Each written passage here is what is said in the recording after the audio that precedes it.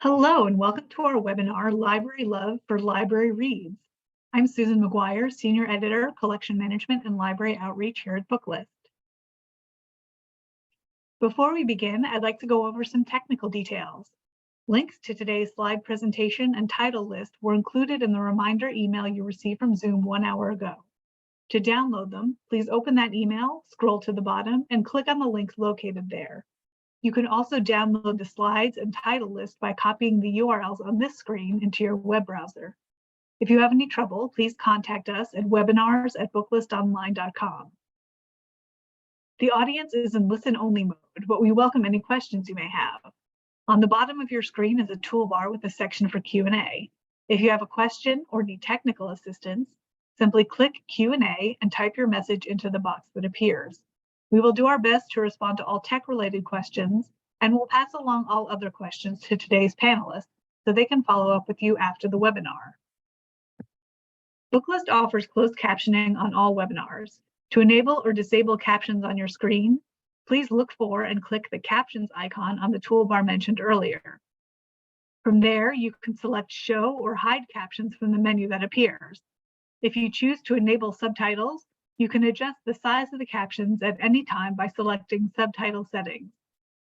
And finally, Booklist expects all participants to maintain an atmosphere of respect and fairness. Anyone who violates this standard of behavior, including engaging in any form of harassment, may, at the discretion of the organizers, be immediately removed. Today, we have the pleasure of hearing from Julia Parham, Assistant Marketing Manager, Adult Library at Simon & Schuster, Grace Caternolo, Library Marketing Assistant at HarperCollins Publishers, Pamela Osti, Senior Channel Marketing Manager at HTP Books, Randy Chan, Director of Channel Marketing at HTP Books, Chris Vicari, Director of School and Library Retail Marketing at Union Square and Company, and Rebecca Vnuk, Executive Director of LibraryReads. We will kick things off with Julia Parham. Julia is one half of the adult library duo for Simon & Schuster. She's proud to have received her MS in Library and Information Science from LIU and to have successfully broken into her own apartment using her Queens Public Library card. Her first stop at the library is always the staff pick section, followed by a trip through the 700s, and she always regrets not bringing a stronger tote bag. Thanks for being here, Julia. Hi, everyone. Julia here from Simon & Schuster's Education and Library team, here to talk about our picks for the upcoming Library Reads list and why we think your community would love to learn about them. Next. First, let's take a look at these 4 titles recently picked for the list that perfectly encapsulate the genres, authors, and the overall reading experience we find that make great selections. So for a quick overview, of course, we have the wonderful Jeanette Walls and her latest historical fiction novel, Hang the Moon, just released barely 2 weeks ago. So we're still over the moon about the readers' response that we're seeing. And there was a lovely cover story for the Sunday Times this past, or on March 19th, with some of the best photos I've truly ever seen of Jeanette and her chickens specifically. So check that out to learn more about her life, her family, and the research she did to create the heroine of Hang the Moon. And that is Sally Kincaid, an indomitable young woman in Virginia during Prohibition who is feisty, fearless, and based loosely on Willie Carter Sharp, aka the Queen of the Roanoke Rum Runners. This is action-packed and sure to have you rooting for Sally from the very first page as she's stepping into her family's bootlegging business and she refuses to be corralled. The writing retreat is similarly immersing readers right into the setting, and this one takes place within the confines of a nightmarish exclusive writer's retreat. This debut from Julia Bartz received 2-starred reviews and brings together the recipe for a 10 out of 10 thriller, which Meg Collin pinpoints as palpable atmosphere, sinister characters, full-body chills, jaw-dropping twists, and stay-up-all-night suspense. You'll definitely want to check out this top pick if you have not already. Also on the February list was The House of Eve by Sadiqa Johnson. From the award-winning author of The Yellow Wife, this is a daring, beautiful, and redemptive novel about 2 young Black women trying to overcome their circumstances and the stumbling blocks each face that could upend everything they've worked so hard for. With their stories colliding in the most unexpected of ways, this one entangles themes of adoption, motherhood, privilege, and the 2 characters, Ruby and Eleanor, will both make decisions that shape the trajectory of their lives. And I know that we've highlighted Don't Fear the Reaper a ton, so I will keep this one quick, but since last presenting it, there has been 2 more starred reviews. Kirk is calling it an extraordinary novel and essential purchase. And Publishers Weekly says that horror fans will be blown away by this audacious extravaganza. So if you haven't read any of these, now is the time. Next, please. Now, keeping in mind the historically popular genres and themes for library reads, here are 3 that are coming from authors we find to be especially loved by libraries and library workers. First up is Lady Tan's Circle of Women from Lisa C., where she returns to a story of China with a novel based on the life of Tan Yangxin, a young doctor in the Ming Dynasty who published a book of medical cases, and this is the oldest medical book written by a woman in China. Along with her established expertise on China and its women, her readers will find more of the setting and the themes that they've come to love and expect from the author, including women triumphing against odds and the joys and the costs of female friendship.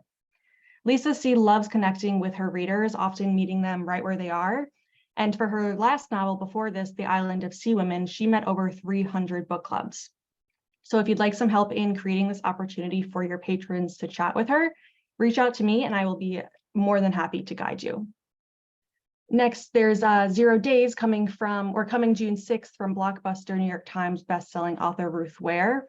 And this is a little different than what you've seen from her before, but she's truly only upping her game and appealing to an even wider scope of readers.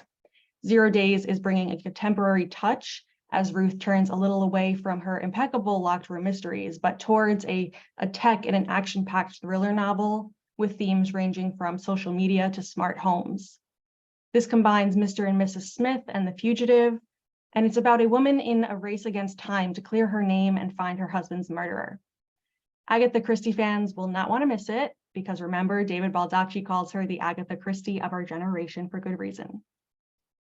Moving on to the new Kristen Harmel, and one that Publishers Weekly starred review says is her best to date, as she brings the novel's historical moments to life through deep research and enriching historical facts, conveying an acute sense of her characters' emotions as they face tragedy upon tragedy. The Paris Daughter is another stunning novel of World War II in which 2 mothers must make unthinkable decisions in the face of devastation from the Nazi invasion, plus choices that will have life-changing repercussions for decades to come.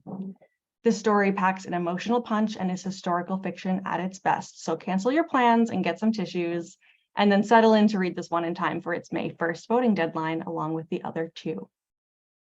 Next, please. The New York Times bestselling author of book club classics like The Kitchen House and Glory Over Everything presents an enthralling historical novel inspired by the legendary life of Crow Mary, a woman torn between her love for her husband and her love for her culture in 19th century US and Canada. Endorsed by Crow Mary's great-granddaughter, Crow elders, Crow scholars, and a Crow sensitivity reader, this is an epic love story that sweeps across decades, showcasing the beauty of the natural world, and it probes the intimacies of a marriage and one woman's heart.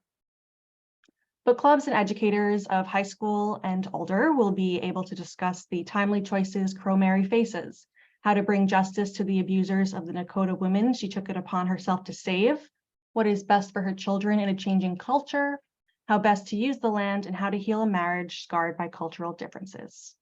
Next, please. For readers of Z and the Age of Light, Alchemy of a Blackbird is a historical novel based on the lives of 2 painters, Remedios Barros and Leonardo Carrington, each beginning as a mascot of the Surrealist movement and the muse of a famous lover, and then breaking away to become an icon in their own right through their artistic collaboration and friendship that all sprung from their exploration of the tarot. This is a meticulously researched and utterly absorbing novel for fans of the cloisters. And I think if you enjoyed that, you'll really enjoy how some points of view of this are from characters while they're paired with an illustration of a tarot card and a brief description of its meaning. And the author even participated in a 3-month-long intensive study of tarot. And I think that when reading this, you'll be able to pick up on how she's able to use her literary skills to illuminate this mystical world. Next, please.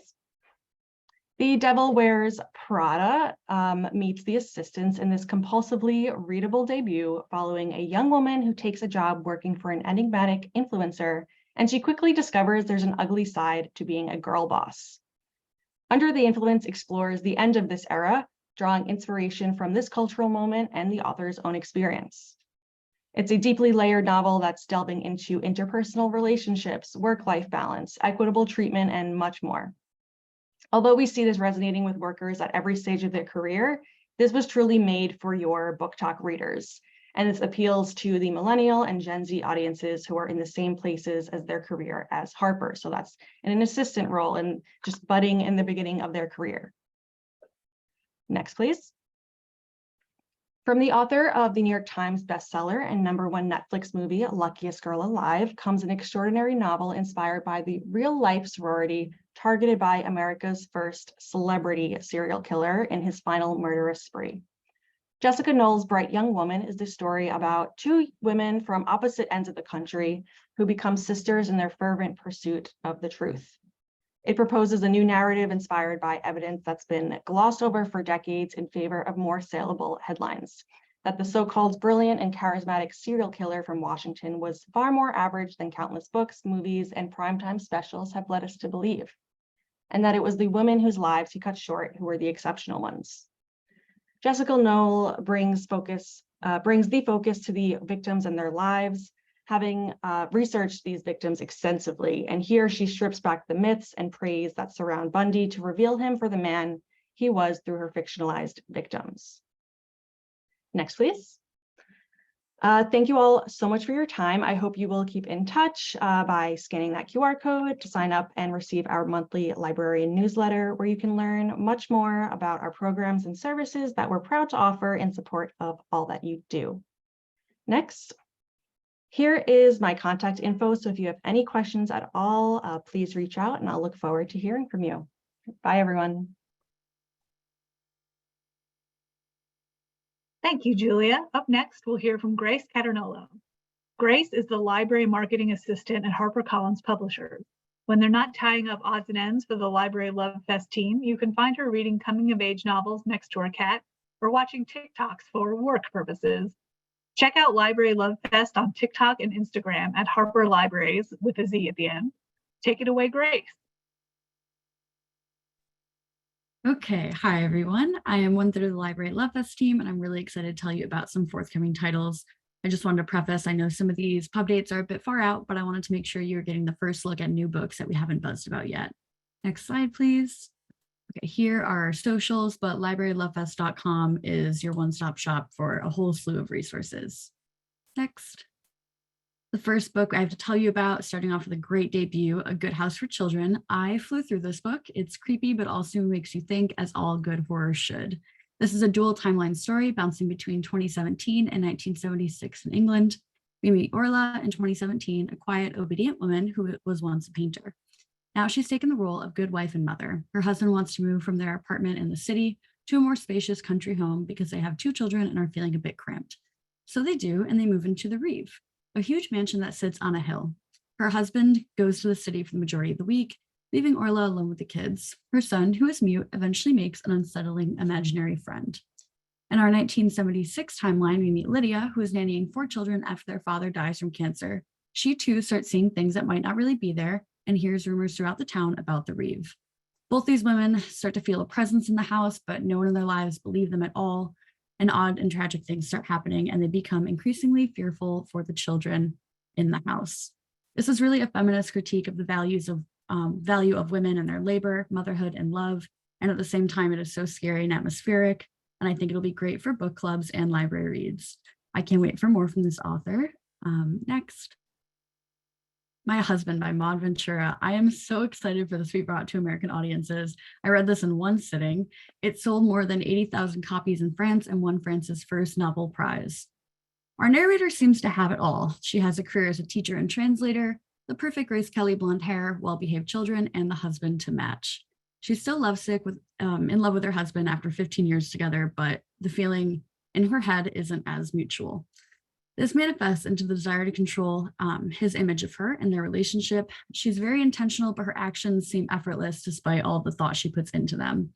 And the way she acts really serves as this hilarious commentary on the rigidity of Parisian social rules. Anyway, in her mind, her husband keeps falling short. He only gives her one kiss on the forehead when he comes home from work instead of kissing her on the lips. He doesn't include her in stories. And unfortunately, very tragically, compares her to the wrong kind of fruit. When she's failing to reciprocate this love for her and this passion, she comes up with ways to test him, ultimately leading to disappointment. This unravels over the course of a week, and that's all I'm going to say about the plot because I don't want to spoil anything. But the narrator's inner thoughts are so hilarious. I was reading this in my commute and I found myself holding in laughter on the train. And this book is just definitely not what you would expect, and I hope you enjoy it as much as I did. Our next book is Fancy Meeting You Here. You may be familiar with Julie's debut, The Donut Trap, which was a Library Reads pick in 2021. And we think you are gonna love this rom-com just as much, if not more. Elise is a perpetual bridesmaid. All three of her close friends are getting married within a few months of each other, which sounds like an expensive nightmare to me. But she's a bridesmaid for all three and the florist as well. So she's stressed out by all of her wedding duties, particularly regarding her friend Rebecca's wedding, because her guest list includes her parents' political connections. She reaches out for help. Ben, Rebecca's younger brother, is a caterer and, unfortunately or fortunately, the person she enlists. Ben is cold and aloof, and he is giving her the help she needs, so she accepts it. As Rebecca and Ben's mom's campaign takes off, Elise sees there's more to him than what meets the eye. Things get complicated and messy as their romance develops. Although this is a rom-com centered around weddings, it also beautifully portrays female friendship. Each friend is very different, but they complement each other wonderfully. The friendship aspect combined with romance, family dynamics, and socioeconomic status makes this a great pick. Next, we have The Happy Couple by Nisha Dolan. She's an Irish author whose debut, Exciting Times, is one of my favorite books before I even worked at Harper. So when I saw that we had a new one for her, I was thrilled. The Happy Couple is incredibly funny, yet incisive with its look of marriage, friendship, and love. The book opens with Celine and Luke getting engaged and follows the happy couple during their engagement. Luke is a serial cheater. Celine is mainly focused on her job as a professional pianist, but they're doing what all conventional heteronormative couples do, get engaged in their late 20s. It shifts perspective, first with Celine and then her sister Phoebe. Phoebe is probably my favorite character. She's this full of dread Gen Z disaster. I loved her, and I think people who are Gen Z are also going to love her. Then we go to Archie's perspective. That's Luke's best friend and best man, who he previously had a relationship with. Archie's still very much hung up on Luke. Then we see Luke's point of view as he tries to write his wedding vows. And finally, a friend whose perspective is on the outskirts as she's just a wedding guest. Their lives all come together, and you have to read to find out what happens at the altar. What I loved most about this book is that almost all of the characters are queer, and it talks about queerness and relationships in a really raw way that I find is not often explored with this much depth. And the eGalley just hit NetGalley and Edelweiss last week, so you can start reading. Next, we have Penance by Eliza Clark. And if you've been to any of our other buzzes, you know that I have not shut up about her previous novel, Boy Parts, which publishes in May. And I was so excited to see that we're publishing her next book as well. In 2016, in a small town on the Yorkshire coastline, Joan Wilson, a 16-year-old girl, is murdered by 3 other schoolgirls. Angelica, Violet, and Dorothy set her on fire. Alec Corelli, about a decade later, writes what is considered a definitive account of what happened, using interviews with witnesses, family members, historical research, and correspondence with the killers. Now it's in question about how much of his version of the story is true. The way this is written is very unique. It opens with a podcast transcript, but also includes Tumblr posts, diary entries, and more. The author skillfully weaves these together so it's not confusing and comes together very cohesively.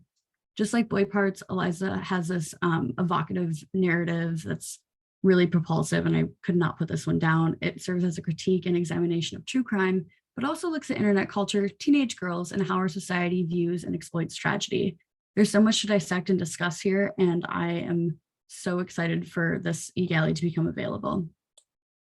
Next, we have 5 Bad Deeds. This is also available as a library hardcover. You may be familiar with Kaz's previous books. They were all police procedurals, but this breaks out of that genre. We hope this is going to create a lot of new fans and also grip the old ones. In this thriller, we know that one seemingly perfect, holier-than-thou, upstanding woman from your rural or suburban hometown who looks like she could be on the cover of Good Housekeeping. That's Ellen Walsh. She's a teacher, mother, wife, and everything seems to be going well for her, until she receives a strange and unsettling note in the mail. It reads, "People have to learn their consequences, Ellen, and I'm going to teach you that lesson right under your nose." I think if I received that letter, I would look back at every single mistake I've ever made, including who I cut off in traffic. Anyway, Ellen has no idea why this was sent to her. She can't think of anything she's done that's outwardly terrible to deserve this or intentional. None of that matters as someone blames her for the pain they've experienced. She has to figure out who is coming for her and her spotless image, while more and more aggressive notes are sent to her. With thrillers like this, that's really all you can say. I was on the edge of my seat for this read too, and I'm really excited for people to read this one. Next, we have Sweet Pea. We've been seeing a lot of stories of lady killers becoming very popular, including our own How to Kill Men and Get Away with It. And I think this one's going to have the same sort of success and buzz. In the UK, this already has had great sales and wonderful reviews.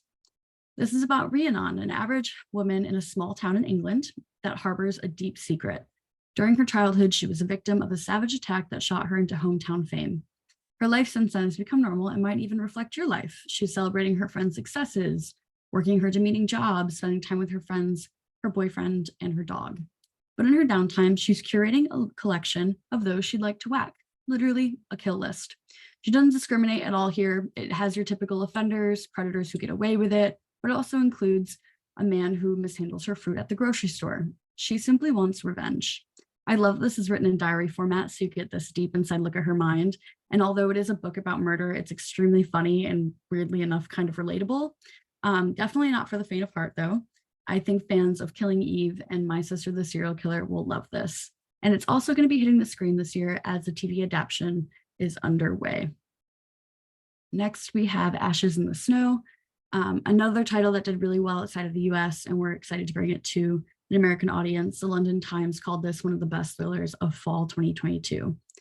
Ashes in the Snow is a murder mystery that follows a Nazi detective, Hugo Fischer, to Auschwitz to investigate the murder of an SS officer. Hugo is a complicated, nuanced character. When we meet him, he's suffering from multiple sclerosis and a subsequent morphine addiction. He finds himself horrified by Auschwitz's abuse and cruelty, mass murder, and illicit medical research.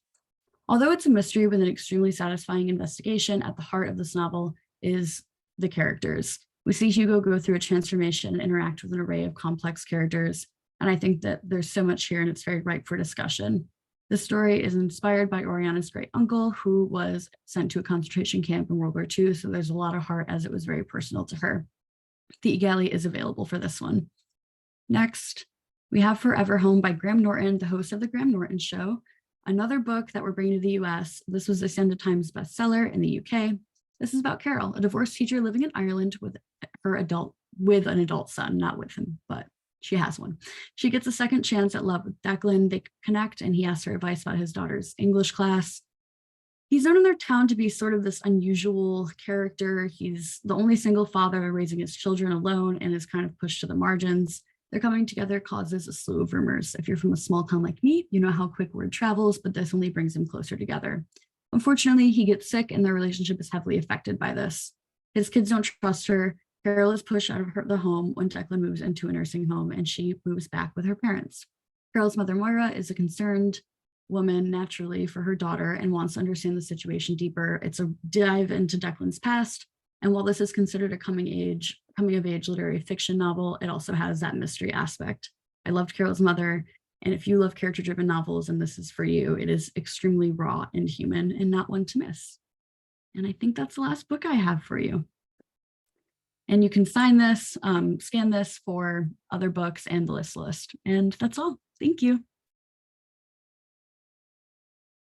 Thank you so much, Grace. We'll now hear from Pamela Osti and Randy Chan. Pamela has worked in publishing for almost 20 years, previously in marketing and publicity in the children's division of Penguin Random House Canada. She now works closely with libraries and independent bookstores as Senior Channel Marketing Manager at HTP Books, Harlequin Trade Publishing, representing HTP's adult and children's imprint. Randy is the Director of Channel Marketing at HTP Books, Harlequin Trade Publishing. He has worked in publishing for over 25 years, previously as Marketing Director at Penguin Random House Canada. His first job ever was working at Bridlewood Public Library in Ontario. Thank you both for being here. Thank you so much, Susan. Thank you so much for having us. I am Pamela Oste, and I'm the Senior Channel Marketing Manager for HTP Books, or Harlequin Trade Publishing. So basically, Randy and I work with libraries and indie booksellers and Barnes & Noble booksellers to promote our books. I'm so excited to talk books with you, so let's get started. Next, just a massive thank you. HTP Books has been on a roll with 5 Library Reads picks in 5 months, plus 2 bonus picks. As well, thriller writer Lisa Unger entered the Library Reads Hall of Fame with Secluded Cabin Sleep 6 in November, joining our authors Mary Kubica and Susan Mallory. Of note is our Read with Jenna book club pick, Black Candle Women by Diane Marie Brown, and the London Seance Society, which is, of course, Sarah Penner's follow-up to the wildly successful The Lost Apothecary, which was a #1 Library Reads pick when it was released in 2021. And then finally, I just wanted to call out Someone Had to Do It. It's a fast-paced thriller by debut authors and twin sisters, Amber and Danielle Brown, perfect for readers of such a fun age and when no one is watching. So the books we'll be presenting today are all our Library Reads priorities, meaning they'll have a full outreach campaign attached to them, which includes galley mailings, newsletter spotlights, and features at national trade shows. Next, over to Randy to present the first title. Thanks, Pam. Hi, everyone. I'm going to start with The Housekeepers by Alex Hay. And the best way to describe The Housekeepers is that this is Ocean's 11 meets Downton Abbey. So the setting is the grandest house in Mayfair, a home that is packed with treasures and glitter. But this house has secrets. And one day, the respected housekeeper is dismissed from her position. Her career is destroyed just like that, and she leaves in humiliation and disgrace. But Mrs. King is no ordinary housekeeper. She's a descendant of con artists and thieves, and she's not going to leave without a trace. In fact, she's going to exact revenge on the house, and she's going to do it on the night of London's grandest ball.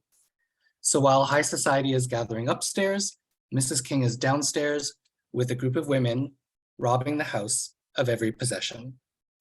But this is more than a robbery, because by the end of the night, Mrs. King is going to expose the secrets of this house to everyone. This is a juicy, page-turning read. It's the Edwardian heist novel that the world has been waiting for, and it's by a debut author in England who studied history and wrote his dissertation on female power at the royal courts.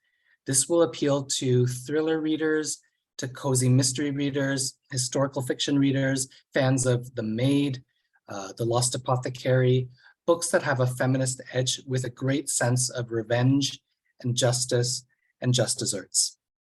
We have a big marketing campaign rolling out, and we hope you love The Housekeepers as much as we do. The Library Reads voting deadline is June the 1st.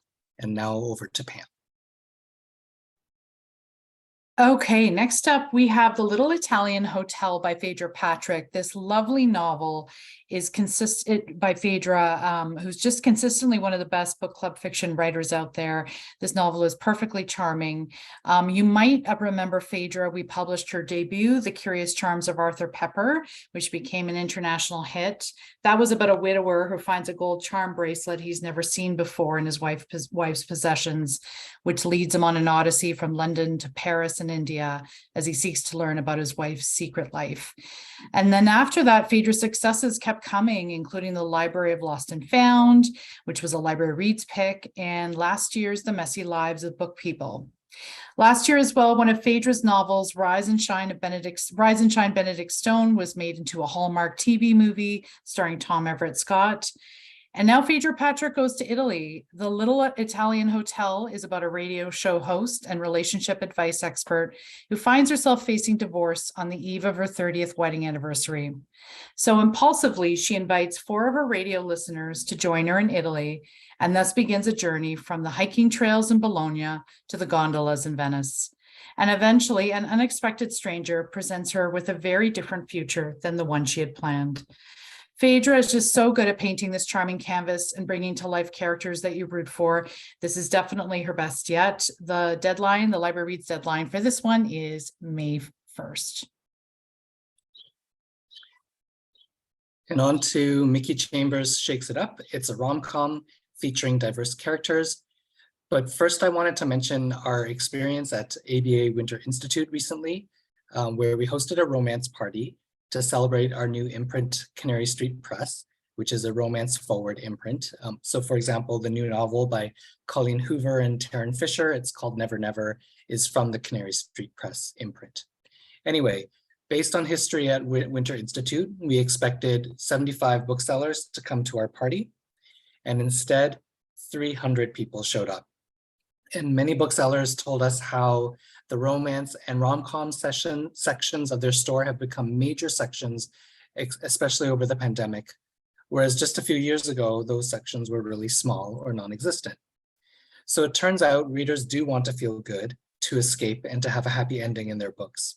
And of course, that's something that you librarians already know. I've seen that from what gets chosen for Library Reads picks. And so this brings me to a writer like Cherish Reed, who represents the future of rom-com. Like Talia Hibbert or Taj McCoy, Cherish Reed celebrates quirky Black women and Black love. Mickey Chambers Shakes It Up is a contemporary love story for fans who love the grumpy versus sunshine trope. Mickey Chambers is a 33-year-old woman who takes a job at a bar. Diego is the complicated bar owner who lost his wife 5 years ago. And while Mickey brings her cheerful attitude to the bar, Diego fights her every step of the way. But Mickey is ready to embrace everything life has to offer, including the grumpy Diego. So we know this is the start of an amazing career for this writer, Cherish Reed. You're going to hear a lot more from her in the future. And the Library Reads deadline is May the 1st. The next novel we have for you is a World War II novel. And though we know this is a crowded market, you have to check out the blurbs we've already received from Honoré Fanon Jeffers, from Jacqueline Woodson. We even have a quote from the legendary Alice Walker, which appears on the cover. This is Women of the Post, and it's a fresh perspective on World War II history. There are very few books from that time that offer the Black American experience and that are written from an LGBTQ plus perspective of someone serving in the military.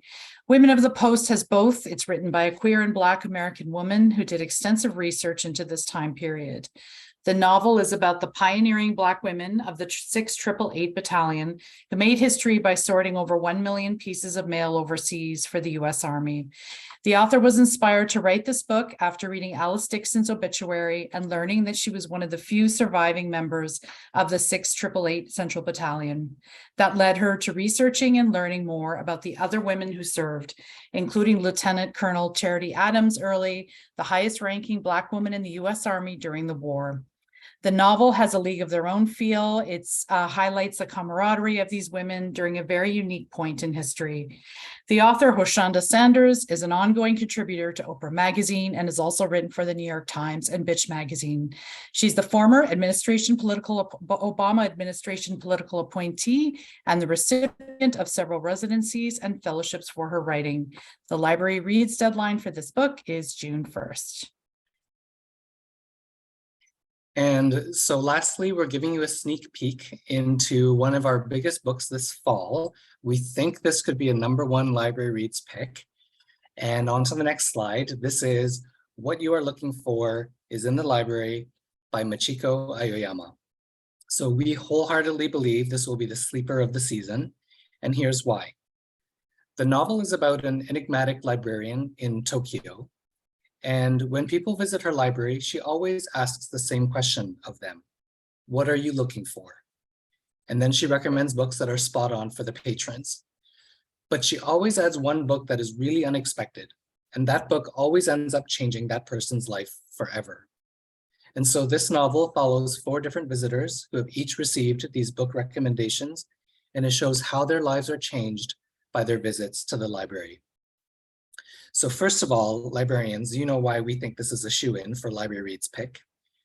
There are real book recommendations here, many Japanese classics, which we're going to post a list of those onto Edelweiss. And second of all, this really is like Before the Coffee Gets Cold, which is the successful books from Japan, especially in terms of heartwarming stories and stories that make you think about your own life. What would you do? Lastly, on the next slide, we are going to blow this out of the water. We're printing tons of galleys that we're bringing to ALA Annual. And through our library newsletter, we're launching a contest that is inspired by this wonderful cat on the front cover. So we'll be asking librarians to submit their cat photos, specifically cats in the stacks photos. And the winners will receive swag, tote bags, cat kerchiefs, and ARCs. We want to have fun with this book, and we want you all to read this and fall in love with it. The author is already well known in Japan, but this is her English language debut, and it's being published in 16 territories.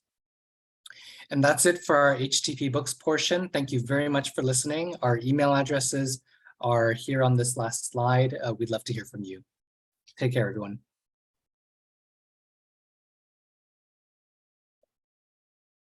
Thank you, Pamela and Randy. Our next panelist is Chris Vakari. Chris is the Director of School and Library and Retail Marketing at Union Square and Company, where he has worked since 1997. FYI, the top 2 songs on Billboard that week were "Mbop" by Hanson and "Hypnotized" by the Notorious B.I.G. He is a lifelong New Yorker, card-carrying member of the New York Public Library, and attends and speaks at library conferences throughout the year. When not working, he likes watching movies and TV, running, cooking, trivia, drinking Dr. Pepper, eating Nilla wafers, and of course, reading great books. Take it away, Chris.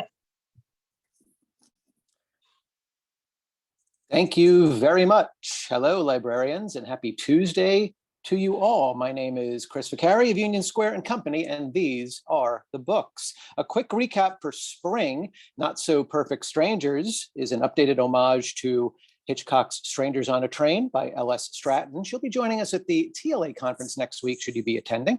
A Shadow Crown is book 2 in what Booklist starred review called the rich fantasy world of the Broken Blade series. So Sorry for Your Loss is an exploration about what it means to process grief by a best-selling author whose experience with 2 devastating losses inspired her to bring comfort to others. And if looking to level up, pivot, or re-enter the workforce, nothing is out of reach when you get yourself on brand with author Eliza Licht.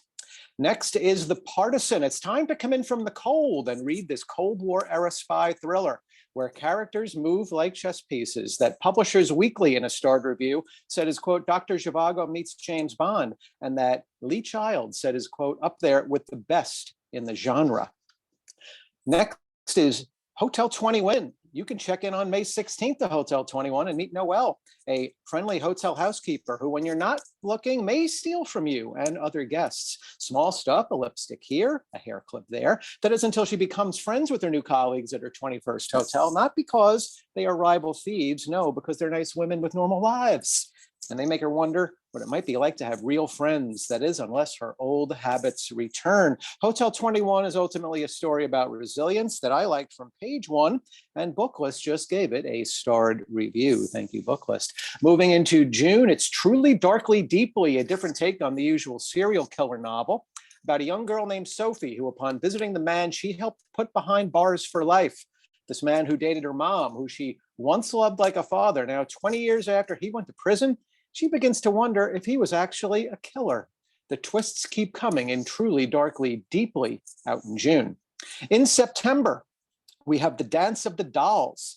It tells the story of Olivia and Clara, identical twin ballerinas rehearsing for the comic ballet Coppelia at a recently opened theater. Now, they are different in many ways, these two, but they're not rivals, and they truly love each other. But eventually, one man's love means that one of the sisters will soon be in danger, and it's their support for each other that will matter most of all, as the story of Coppelia and the dancing doll threatens to become a dark and sinister reality in this wonderful debut by author Lucy Ash. Next, it's fun, it's frothy, it's fling by Joseph Murray. Tara and Colin considered themselves soulmates, but after 6 years of marriage and many failed attempts to have children, both just felt their best days were behind them. So each desperate on their own to shake things up, they find themselves on a new dating app called Fling, where married people can find discreet, anonymous, faithful affairs online, as long as there are no photos, no real names, and please God, no distinguishing details. Soon Colin and Tara are each sent 100% perfect match profiles, and they realize what they're looking for might be closer than they think. Next is The Temple of Fortuna, book 3 in the Wolf Den trilogy by Elodie Harper. Our lead character, Amara's journey has taken her far, from a slave in Pompey's Wolf Den to a high-powered courtesan in Rome, but her story in this recreation of an ancient world is not over yet and continues to thrill, although it is the year AD 79 and Mount Vesuvius is about to arrive. As we move into the fall and winter months, we continue in fiction with In the Dark, I See You by Malika Narayanan. In the elite suburb of New York known as Sleepy Point, it's the kind of suburb where you might expect calm, prosperity, and peace. But one day, a young woman named Sarah is found murdered in her home. The person who discovers the body is her neighbor, Audrey. Now, a little bit about Audrey. She moved to this neighborhood for two reasons. One was a new start after a trauma left her with permanent blindness. And number two, the chance to spy on her neighbor. Audrey eventually moves from witness to suspect, as thanks to alternating timelines, we find out that she was overheard having an explosive argument with Sarah hours before she found her dead. The deeper the police dive, the more questions come alive about one woman's past and a witness who may or may not be lying. Bottom line, both Audrey and Sarah have secrets. Readers of psychological thrillers like The Silent Patient or podcast fans of Baking a Murder are for the readers here. Next is Enchanted Hill.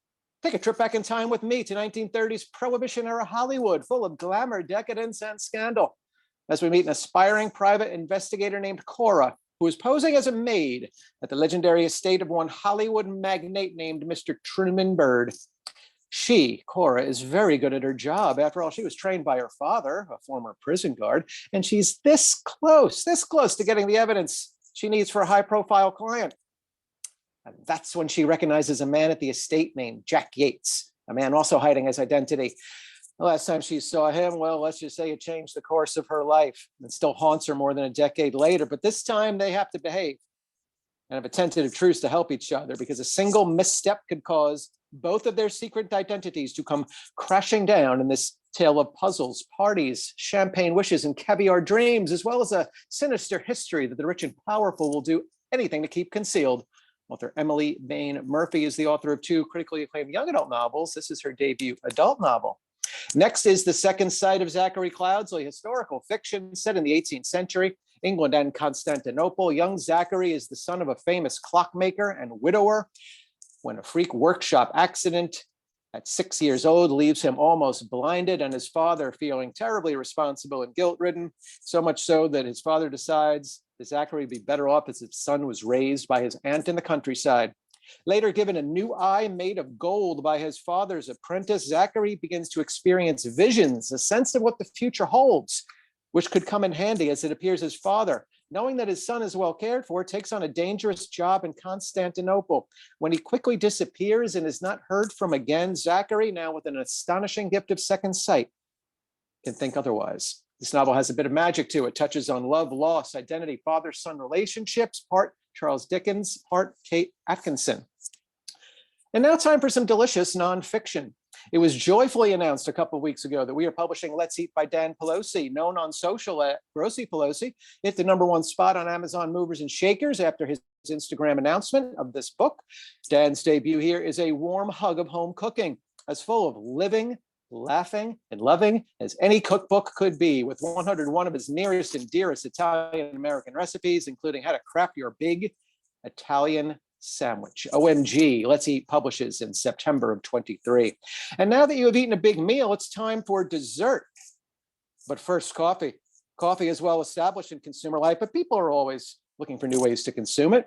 But first, coffee from the co-founders of Sprudge, the world's most popular coffee website, will show you the many ways to enjoy coffee at home, whether you're using that fancy schmancy new espresso machine. Maybe you still have that Mr. Coffee from back in the day when Joe D promoted it. Your heart and mind will percolate with recipes such as the affogato, which is espresso poured over ice cream, the cold brew Negroni, yum, and the classic espresso martini, all from the comfort of your home. Dubbed the fathers of the coffee internet by taste, authors Jordan and Zachary here connect to both award-winning baristas and industry leaders. In fact, Jordan is a James Beard award-winning journalist. Next slide is now time for dessert. Bake your heart out with Dan Langan. In his debut cookbook, Dan shares a nostalgic vibe with a cutting-edge approach, 100 recipes for game-changing versions of familiar classics, plus unique creations and the pro secrets that make his bakes better. A former Cake Wars winner, a regular guest on Good Morning America, Dan has been baking his heart out since the age of 5. He can take anyone's skills and make them as enticing as the treats themselves, like these delightful gingerbread cutouts. Whether or not you are a big dessert eater, you should take a look at Sugarless, because sugar is everywhere and you should look to cut it some. 80% of products in supermarkets contain sugar. That's 8 of your 10 aisles at Stop and Shop or Wegmans or wherever you shop. 250 years ago, the average American consumed 1 teaspoon of sugar per day. Now that's up to about 22 teaspoons per day. People just struggle to eliminate it from their diets. But in Sugarless, Dr. Nicole Avena, a pioneering neuroscientist on food addiction, empowers readers with an easy 7-step program to help them find those hidden sugars, control their sweet tooth, and break that vicious diet cycle for good. And it doesn't involve going cold turkey, but it does involve 30 sugar-free recipes. And my last slide, whatever your eating habits, at the end of the night, it's time for Betty Bye. So when you hit the sack and have those dreams, whether visions of angels, buying a dream home, or trips to the zoo, learn what you were dreaming about with the latest in our 1001 series called 1001 Dreams. Symbolic meaning, psychological underpinning, spiritual significance, and all the ways in which dreams can be interpreted as warnings or indicators of events to come. Other titles in this series include 1001 Crystals, 1001 Tarot Spreads. At $24.99 with over 544 pages of expert content, 300 illustrations of symbols, well, by golly, my dreams would come true if you had this book on your library shelves. My friends, those are the books. That's the way it is on April 11th, 2023. Thanks to my fellow publishers, everyone at Booklist and Library Reads, and all of you wonderful librarians for joining us today. You can find advanced copies on Edelweiss and NetGalley, so you can get your Library Reads votes in, and look for us, Union Square and Company, at the ALA Annual Conference in June. Have a lovely day. Thank you, Chris. Our final panelist today will be Rebecca Vnuk. Rebecca is the Executive Director of LibraryReads, a nonprofit organization that works with public library staff and U.S. publishers to promote adult reading. She has an MLIS from Dominican University and worked as a reader's advisory librarian for a decade. And prior to joining LibraryReads, she was the editor for collection management and library outreach at Booklist magazine. Rebecca is the author of 3 reference books on the topic of women's fiction, as well as a best-selling book on weeding library collections. Bring us home, Rebecca. Hi there, I'm Rebecca Vnuk, the Executive Director for LibraryReads, and I'm just here to spend a short amount of time telling everyone about LibraryReads and going through some quick details on how you can get involved. LibraryReads is a registered 501c6 not-for-profit organization, and our mission is to connect adult readers with books that library staff across the country recommend. We also do free training and events for library staff centered on reader's advisory for adult patrons. LibraryReads produces the monthly nationwide staff picks list for adult fiction and nonfiction. Our goal is to help connect readers to as many books as possible while drawing upon the incredible power that public library staff has in helping to build word of mouth for new books and the important role that libraries play in creating audiences for all kinds of authors. Now, if you're not familiar with us, you need to realize we are not an awards list. We are not a committee that picks. It's not the best books of the year. It is collective favorites, the books that readers just like you, library staff, loved reading and cannot wait to share with your patrons. There's no judges, juries, committees. Participation is open to anyone who works in a public library in the US, no matter what the job title is, any area of the library. So we advocate for books of all types, fiction and nonfiction, so you can vote for your favorites every month. As I mentioned, anyone who works in a public library in the US is eligible to vote. The only requirement is that you need to be signed up for NetGalley or Edelweiss, or both, and working in a public library.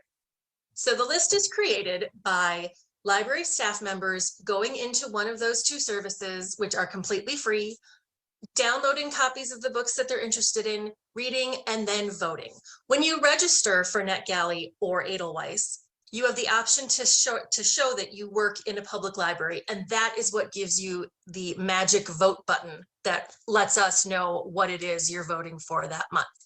So we get that data from NetGalley, and Edelweiss. We count it up every month, and then we produce our list. There are full details on how to participate on the website, including some screenshots of what you'll see when you're looking at books on Edelweiss and NetGalley, also frequently asked questions and more.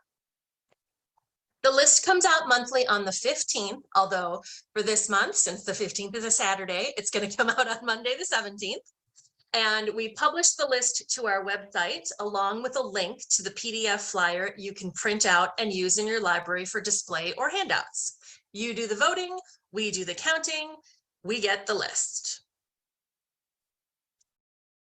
Based on feedback from our users, in 2018, we created the Library Reads Hall of Fame for favorite authors that appear regularly on the list. When an author's third title makes the list, they become a Hall of Famer. This allows us to continue recognizing perennially popular authors while opening up space on the monthly top 10 for a broad selection of authors. I've actually got a little surprise for you all today as well. You're the first to hear about this. So about 6 months ago, we added one more title squeaking into our list, and we call it our board bonus pick. And that is a book every month that one of our board members really loved, wanted to promote it, but it didn't make the list. So we get a little special note there. And starting with our June list that comes out May 15th, we are going to have a monthly nonfiction pick as well. So if you are sticking around to hear this, you've got the inside information. We're very excited about that. So if you go to our website, like I mentioned, we have all kinds of information on there on how to participate. There's even a tab that just says participate, and you can drop down and find out all kinds of information. You can find quick little videos on our YouTube channel that will walk you through using NetGalley and Edelweiss, as well as a video tutorial on how to write annotations for a chance to have your review featured on one of the monthly lists. Our YouTube channel is linked on our website and can be found at youtube.com/libraryreads. And now that we're heading back to conferences, I've been meeting a lot of people who are not familiar with us and realized they have the same 3 questions about us. So I wanted to bring those up here. First of all, do you have to sign up or register with Library Reads in order to participate? No. You didn't already know this, but if you work in a public library, you're automatically a member of Library Reads. We are not technically a membership organization, so we will never ask you for membership dues or for money. You don't have to even give us your anything, no email, anything, although please do sign up for our emails. What you do have to register for, though, is Edelweiss or NetGalley. And again, I'm going to hammer that home. As working in a public library, in order to access those reader copies and place your votes. All the information is there on the website. Next question I get a lot is, does Library Reads send out books to read? We do not. Voters access the titles as ebooks via Edelweiss and NetGalley, or access print ARCs by contacting all of the wonderful library marketing partners, such as the ones you're hearing from today. And if you go to conferences and you pick up your print copies, absolutely, we vote off of those. We have a resources page on our website where we have the social media information and contact information for all of our wonderful publisher partner friends. And if you reach out to them, let them know you're a Library Reads voter, you will get on their marketing lists and you will be a very happy library worker. Last question then, does it cost me or my library anything to participate? Absolutely not. All of the materials on our website are free to use. There is no charge associated with using Edelweiss or NetGalley. And as I mentioned, we have no membership dues. We are supported by the generous partnerships we have with our publishers. So everything that we do for you is going to be free. And as a matter of fact, I'll tell you in a couple slides, you can even get some money from us. Doodly-doo. So why should you participate in Library Reads? To increase your familiarity with publishers, to increase your awareness of new books, to enhance your readers' advisory skills, and to improve the patron experience by connecting readers to great new reads. You can use Library Reads in your library. There's our old logo. I also should have mentioned you guys are getting the first big look at our whole new color scheme and new logo that we've got. We're going to have new downloadable things for you coming up in the next month or two. But using Library Reads in your library means you can use it for collection development by checking our list every month against your orders to add more great books to your collection. Become more familiar with new books and authors that are getting attention. I also like to point out that Ingram, Baker and Taylor, Midwest Tapes, BiblioCommons, those are all partners with us. So they have carts and lists and things to help you grab those books for your patrons. You can, of course, also use our list for Reader's Advisory. People are probably tired of me saying this by now, but I think it's funny, so I keep saying it. It is 10 more books every month that you can pretend you've read. Now I'm going to start saying 12 more books. But basically, we are very proud of the library staff written annotations that accompany every title on our list. They're about 3 sentences long. It gives you a sense of what the book is about. What are some appeal factors of the book? What kind of reader would like this book? And some read-alikes. And so you can read our annotations in literally 90 seconds or less, gives you just enough information to be able to recommend that to someone, gives you just enough information on, what might be a good read-alike for this kind of book, what reader might like it. So it's a dozen books every month that people will think you've read and you didn't even need to yet. We also, many of our blurbs point out book group choices. And we have an archive of nearly 1,500 books because this is our 10-year anniversary. So we've got nearly 1,500 books on our archive, and you can sort them by various factors. One of the factors we've just added, and we're still kind of working on it to get it all, but we're doing little check marks for books that will be specifically good for book clubs. So easy way to find out some stuff going all the way back to 2013. The other thing you can use our page for is social media. We do a post for every book individually, so you can use our content on your library's Facebook page, Twitter, Instagram, website. All of our stuff is out there to be able to use. So just a few quick voting reminders for everyone.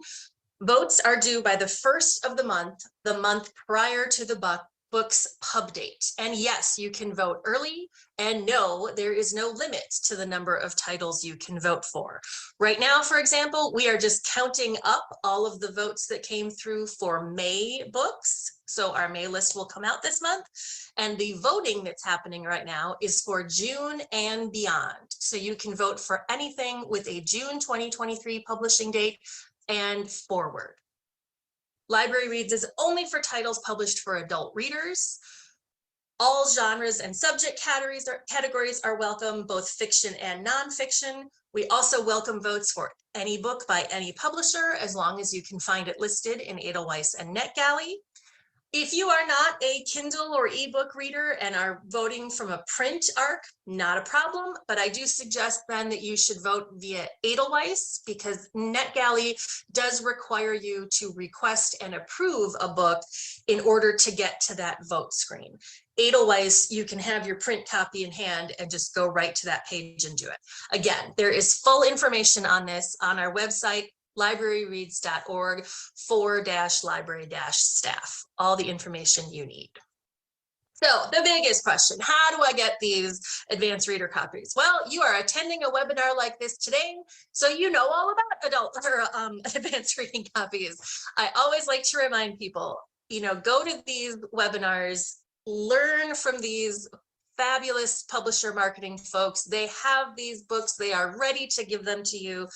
Now that we're seeing in-person events happen again, hit up those publisher booths and get your print copies. When you're signing up for NetGalley or Edelweiss, or here's a hint, if you're already on NetGalley and Edelweiss, go and make sure that it says all your fields are filled out to let them know who you are, where you work, and especially noting that you work in a public library. Many publishers have staff devoted to library outreach. You're talking to several of them today. These are wonderful people to contact when there's a book that you want. As I mentioned, we have a resources page with their social media contacts. Our friends at Early Word have an excellent list of contacts and information at earlyword.com/publishers. And then speaking of early word, they also host a monthly galley chat on Twitter, which is a great place to learn about upcoming titles and chat with other readers. It's the first Thursday of each month from 4 to 5 p.m. Eastern. And that also leads me then to social media. We do a lot of our promotion on our social media channels. We're on Twitter, Twitter, Facebook, and Instagram. And as I mentioned before, we do give each book their own post, so you can comment, you can share. Lots of authors are, we tag all the authors and we tag our publisher friends. We get some great feedback from our authors. They love to reply to people who are like, oh, that book, etc. So please check that out. We also then release the list on the website and on our email list, which we promise we won't spam you. You can sign up for that, and we just send out the list every month, and then we send a reminder to vote, and that's it. No spam. So you can be one of the first people to get the list every month if you sign up for that email list. What else does Library Reads offer? Well, we appear at national, state, and regional conferences, hosting author panels and readers advisory programming. And we also offer funding for library staff and libraries, specifically for readers advisory continuing education. So if you are looking for a travel grant to attend ALA, PLA, your state conference, you can apply for that as long as you can show us what you're doing there that relates to readers advisory or collection development. We have travel grants available. We also newly last year have started offering institutional funds. So if your library wants to bring in an author, or they want to have several people attend a webinar that costs money, our friends at Novelist offer these wonderful online courses, and we have scholarship money available for those that your institution can apply for. So check that out on our website. That's our continuing education support programs, which is found underneath our Participate tab. And that is about it for my time. So please feel free to email me anytime with any questions you may have about the list, about what we do, and about how you can get involved with us. And also, please go check out our website for full information. Thanks very much.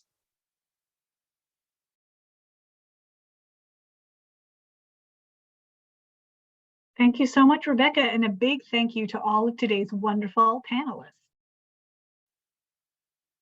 Tomorrow, all attendees will receive an email containing links to today's video recording, title list, slide presentation, and a certificate of completion. For more about Booklist webinars, be sure to visit booklistonline.com/webinars, where you can view archives of past webinars and register for upcoming ones like those you see here. Are you headed to TLA?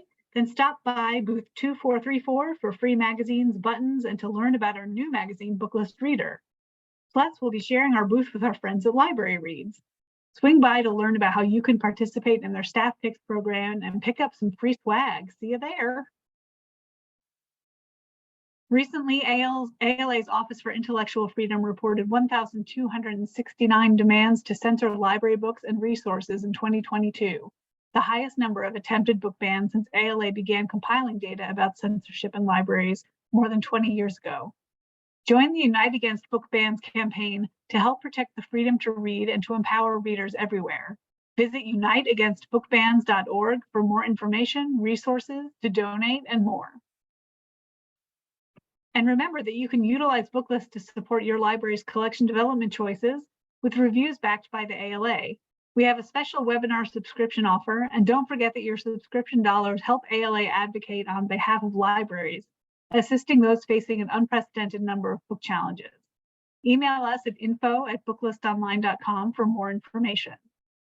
Thank you for joining us for today's webinar. One more huge thank you to our panelists and to our sponsors, Simon & Schuster, HarperCollins Publishers, Union Square & Company, HTP Books, and our partner, LibraryReads.